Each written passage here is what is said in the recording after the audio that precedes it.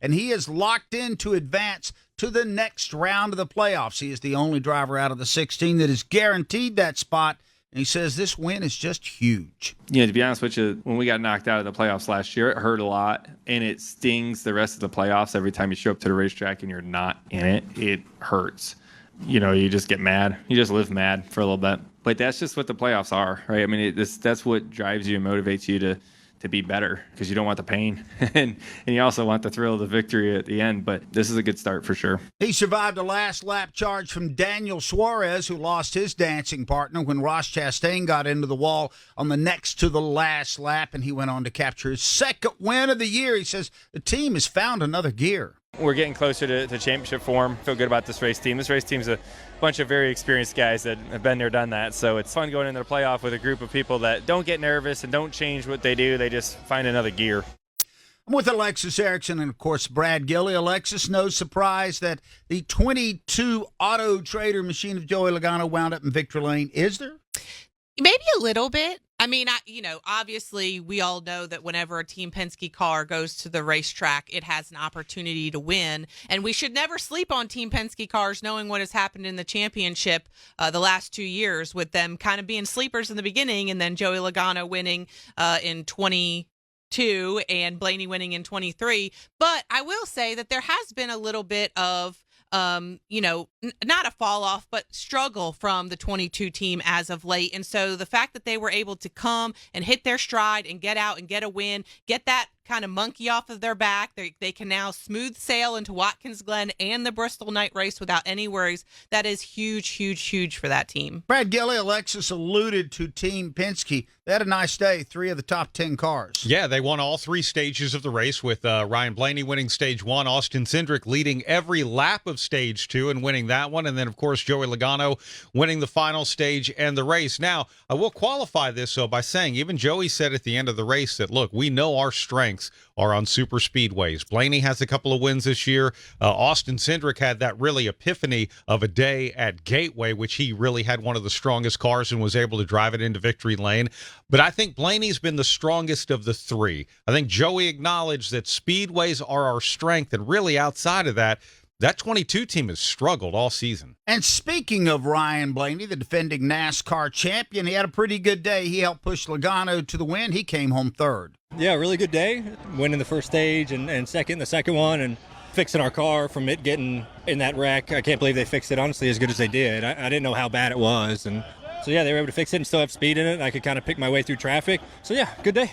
So Ryan Blaney third. Daniel Suarez came home in second.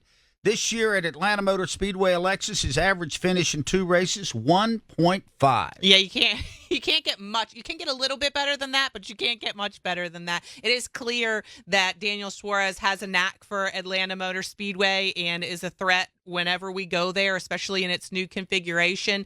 And I think they're probably just, a little bit upset that they weren't able to get that win and secure their spot into the second round, but they have to be happy with the fact that they were able to go out, put in a good showing, and, kind of pad their points a little bit. He's now plus 22 as we head into Watkins Glen, which is good for them. Brad, for Daniel, unfortunately, there isn't another stop at Atlanta Motor Speedway this year, but is there a path for him to get out of this first round and make a little bit of a run in the playoffs? Yeah, I think there is. I mean, on the good side, he's plus 22.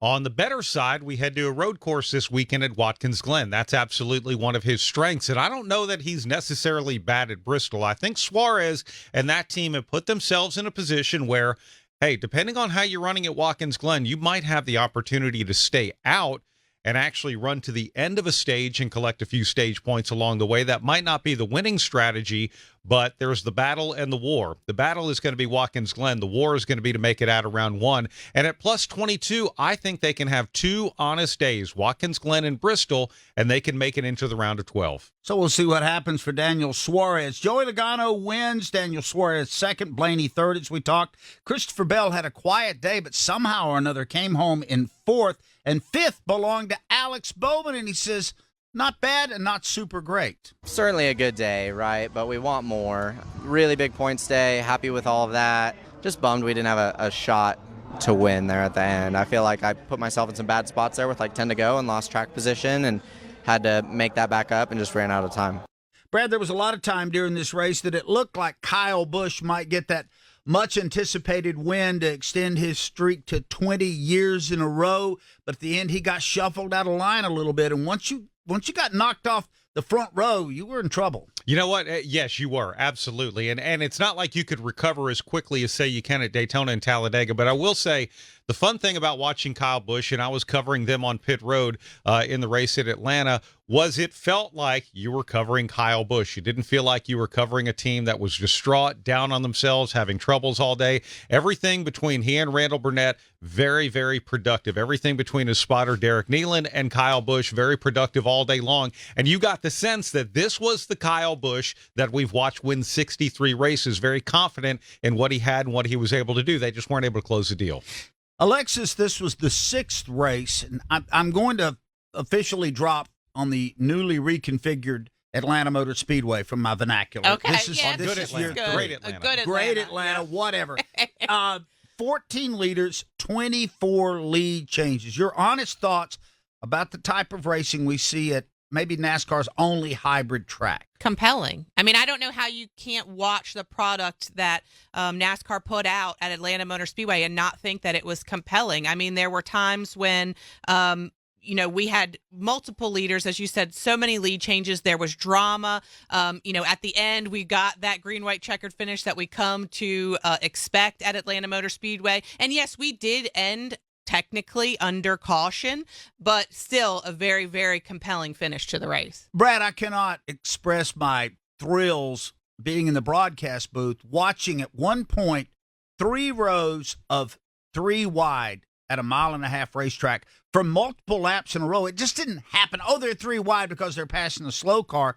They ran 3 wide. I thought yesterday at Atlanta Motor Speedway in the Quaker State 400, the drivers exhibited more skill than we've seen in a long time. I would agree. And I love Atlanta as a playoffs opener. And I know it's not going to be that next year, although it is going to be the opening race of the bracket challenge that they're going to have next year, where a driver could actually walk away with an extra $1 million, depending on how they do in that particular in-season tournament. I did think there would have been a little more chaos, a little more carnage, and I think that being the opening race of the playoffs tempered that a little bit, and I hate to use that word because it was just awesome to watch them run around for 260-plus laps the way that they did yesterday. I felt like watching the race, it was building, as the race went on, like as a race should, right? You have 3 distinct stages. You start, and go on as you progress through the race, and you expect that tempo and that energy to kind of ramp up, and it did exactly that. And gave us what we wanted to have at the end. Yes, it did not open. I mean, obviously the Kyle Larson, Chase Briscoe incident was a little bit of drama early on, but then after that, it kind of evened out a little bit until we got to, what was the money time of the race. The drivers and teams were racing with a purpose. They knew that the money laps were 5 laps to go at the end of a stage. Mm-hmm. Let's go up and get a playoff point. Let's get some stage points. No reason to put ourselves in harm's way. That last stage, though, they were racing 3 wide for 20 laps at a time. I felt, I'm going to be honest, I feel like this is the most entertaining racing we see all year long. Hands down. I mean, if you don't like this, I don't know what you're looking for. I know some people don't. I don't get that. You mentioned at the end of the race that this was going to be one of the races that you look back on and say, man, I'm going to be a little bit upset that I'm not broadcasting these races next year because it's that much fun, even for, the people calling the racing and in the booth. We do a lot of prep to get ready for the race. Mark Garrett's famous for it. He has stats on everything. We don't get to use them at Atlanta because all we're talking about is where somebody is on the racetrack and what is happening in the moment. And that's freedom. I mean, it was a wonderful, exciting event. I'm sorry if your favorite driver didn't win. Joey Logano is happy. He is the one driver out of 16 that knows he will be fighting for a championship in the second round.